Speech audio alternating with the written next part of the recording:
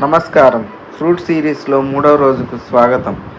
ఈరోజు మనం చాలామందికి ఉండే చిన్న సమస్య కానీ చాలా ఎక్కువగా ఇబ్బంది కలిగించే వ్యాధి మలబద్ధకం. ఆయుర్వేదం చెబుతున్నట్లు పొట్ట భారంగా అనిపించడం, మల విసర్జన సరిగ్గా కాకపోవడం, శరీరం అలసటగా ఉండడం ఇవన్నీ ఉన్నప్పుడు ఫలాలు సహజ వైద్యంలా పనిచేస్తాయి. మలబద్ధకం అంటే మల విసర్జనలో కలిగే ఇబ్బందులు. ఆయుర్వేదంలో దీనిని మలబద్ధత అంటారు.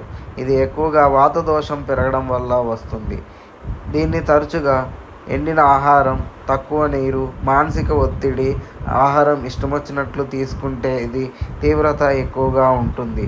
ఇవి అలాగే వదిలేస్తే మనకు పైల్స్, తలనొప్పి, చర్మ సమస్యలు ఎక్కువగా వస్తాయి.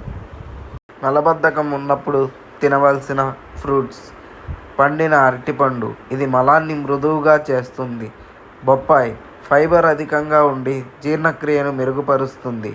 అంజీరా, ఇది వాతాన్ని తగ్గించి మలాన్ని సులభంగా బయటికి పంపిస్తుంది. అలాగే ద్రాక్ష, ఇది సహజ విసర్జన గుణం కలిగి ఉంటుంది. అలాగే యాపిల్ తీసుకోవడం వల్ల ప్రేగులను శుభ్రం చేసి మలాన్ని బయటికి పంపించేస్తాయి. మలబద్ధకం ఉన్నప్పుడు అవాయిడ్ చేయాల్సిన ఫ్రూట్స్: మొదటిగా జామకాయ, ఇది వాతాన్ని పెంచి మలబద్ధకాన్ని బయటికి పంపకుండా ఉంచుతుంది. తర్వాత నేరేడు పండు, ఇది కషాయ రసం కలిగి వాతాన్ని పెంచి అలాగే మలబద్ధకాన్ని ఎక్కువ చేస్తుంది.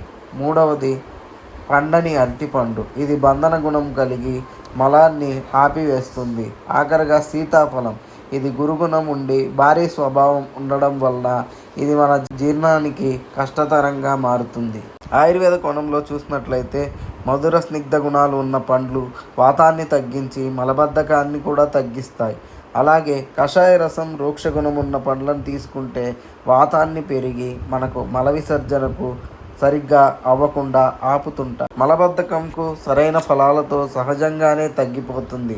కానీ రేపు దగ్గు మరియు జలుబు సమయంలో ఏ ఫలాలు మనకు మిత్రులు, ఏవి శత్రువులు అనేది రేపు తెలుసుకుందాం. ఈ రహస్యం ప్రతి ఇంటికి ఉపయోగకరమైనది. తప్పక చూడండి ఆయుర్ శాస్త్ర దీపిక ఛానల్ను. ఇప్పుడే లైక్, షేర్ అండ్ మరిన్ని ఉత్తేజకరమైన కంటెంట్ మరియు సమాచారం కోసం మా ఆయుర్ శాస్త్ర దీపిక ఛానల్ కు సభ్యత్వాన్ని పొందండి.